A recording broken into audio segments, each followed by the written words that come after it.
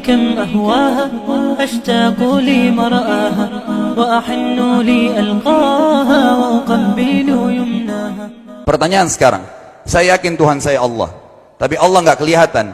Ada alasan tak kenapa Allah nggak kelihatan? Ada alasannya. Anda tanamkan baik-baik, ini masalah akidah yang paling penting. Kata Nabi, atau disebutkan dalam banyak riwayat, bahwasanya nabi-nabi pun belum pernah ada nabi yang lihat Allah, termasuk Nabi Muhammad SAW. Kita ambil dalilnya dalam hadis Bukhari.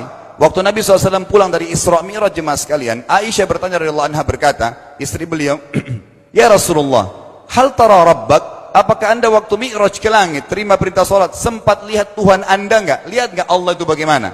Apa jawaban Nabi SAW? Nurun ala nur anna arah. Allah itu cahaya, di atas cahaya, terang sekali. Bagaimana saya bisa melihatnya? Artinya Nabi SAW mengatakan, saya sendiri belum pernah lihat bagaimana itu Allah. Contoh sebelumnya Nabi Musa alaihissalam.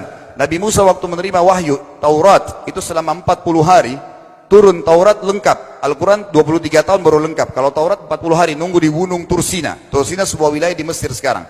Itu banyak gunung-gunung batu, ada satu gunung batu yang tinggi, Nabi Musa nunggu di situ. Setiap hari Jibril datang turunin surah, turunin ayat gitu.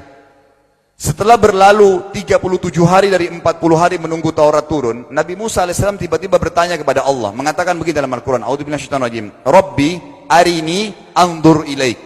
Wahai Tuhanku, izinkan aku melihatmu. Aku beriman kau ada ya Allah, tapi aku ingin lihat kau bagaimana.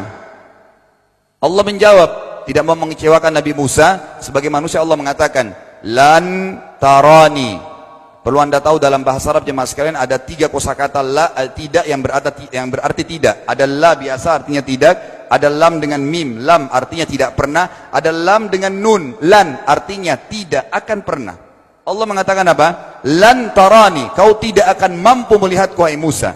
Tapi Allah nggak mau kecewain Musa. Ternyata Musa selama 37 hari jemaah sekalian kagum-kagum lihat gunung-gunung batu di situ. Pergantian siang malam, burung-burung yang terbang, air yang mengalir di lereng-lereng gunung. Lalu dia mengatakan, Allah mengatakan apa? Walakin unzur ilal jabal, fa in istaqarra makanahu fasawfa tarani. Coba kamu lihat gunung-gunung batu di sekitarmu hai Musa. Kalau mereka bisa menampung kedatanganku, kata Allah, kau akan bisa melihatku. Apa yang terjadi? Allah lanjutkan, falamma tajalla rabbuhu lil jabal, waktu Allah baru niat mau datang, belum datang, ja'alahu dakka, semua gunung batu itu hancur lebur, tidak mampu menampung kedatangan Allah. Wa kharra Musa sa'iqa, lalu Musa pingsan tiba-tiba. Waktu Nabi Musa bangun, langsung ucapkan kalimat, amantu billah, saya beriman pada Allah. Berarti fakta lapangan, nabi-nabi aja belum pernah lihat Allah. Masih pertanyaan lagi jemaah sekalian, kenapa Allah nggak bisa kelihatan? Saya akan jawab dan tolong ini jadikan sebagai pegangan hidup. Ini landasan akidah kita. Kata para ulama, karena anda kalau sholat, anda mengucapkan satu kalimat yang merupakan jawabannya. Allahu Akbar. Allah Maha Besar. Akbar adalah siga mubalaghah dalam Islam. Sesuatu yang melampaui batas. Maha Besar.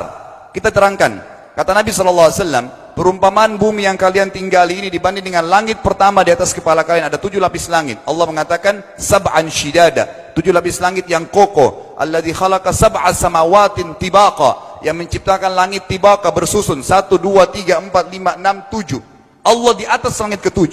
Kata Nabi SAW, perumpamaan bumi yang kalian tinggalin dibanding dengan langit pertama di atas kepala kalian, ibaratnya seperti cincin yang dibuang di padang pasir.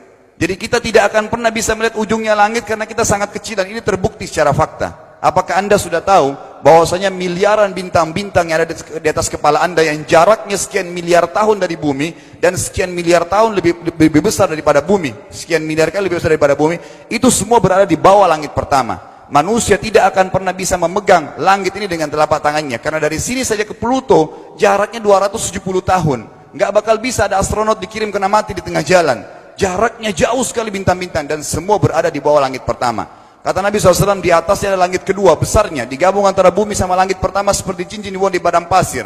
Langit ketiga, 2, 1 dan bumi digabung tiga-tiganya, dimana langit ketiga seperti cincin dibuang di padang pasir, sampai langit ke-7, 5, 6, 4, 3, 2, 1 dan bumi, 7 digabung, dibanding langit ke-7 seperti cincin dibuang di padang pasir. Dan langit yang luas ini jemaah sekalian dipenuhi dengan makhluk Allah yang lain namanya malaikat. Dalam hadis Bukhari kata Nabi SAW, waktu saya sedang dimi'rajkan ke langit, tidak ada 4 jari pun ukuran di langit yang luas itu, kecuali saya temukan malaikat yang sedang ruku atau sujud, penuh dengan jumlah mereka.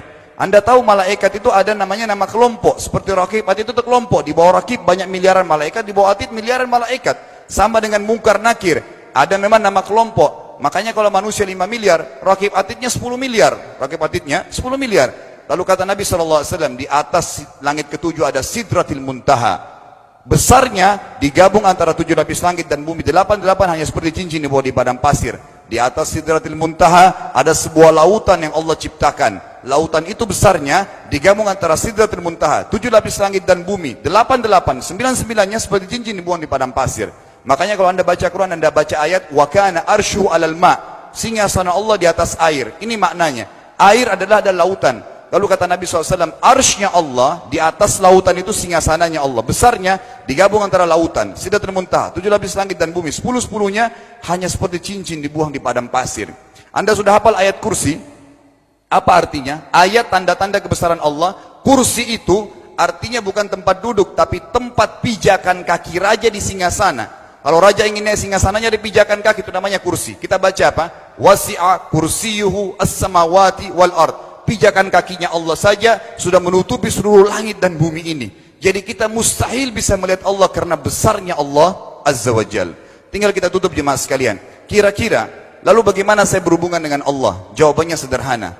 Anda lingkari namanya Allah, ini Tuhan kita. Yang menyembah selain Allah kafir, yang mempartisipasikan Allah dengan makhluknya, masih sembah berhala, kuburan, jimat, namanya syirik. Dua-dua nggak boleh. Untuk berhubungan dengan Allah yang tidak kelihatan dengan mata kita ini, tapi kita bisa rasakan keberadaannya, cuman satu cara. Di bawahnya lingkarin ibadah. Salat, puasa, zakat, haji, takziah, ziarah kubur, semua ini adalah rangkaian ibadah untuk berhubungan dengan Allah.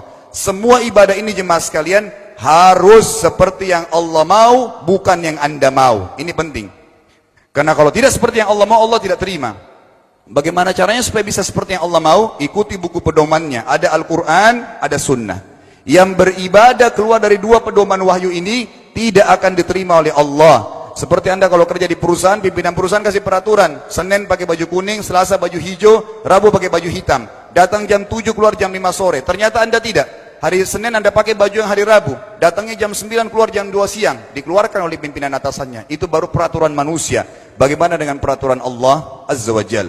Maka kita simpulkan semua jemaah sekalian adalah, yakinlah Tuhan Anda Allah ada, satu-satunya Tuhan. Kalau Anda sedang sakit, yang ciptakan Anda Allah, yang ciptakan penyakit Allah, yang menciptakan kesembuhannya Allah. Kalau kita sedang musibah sama, kalau kita sudah senang juga sama. Semoga Allah SWT menjadikan kita orang-orang yang senantiasa beriman padanya, dan juga selalu bertumbuh dalam keimanan tersebut serta mengikuti syariat. أمي كم أهواها أشتاق لمرآها وأحن لي ألقاها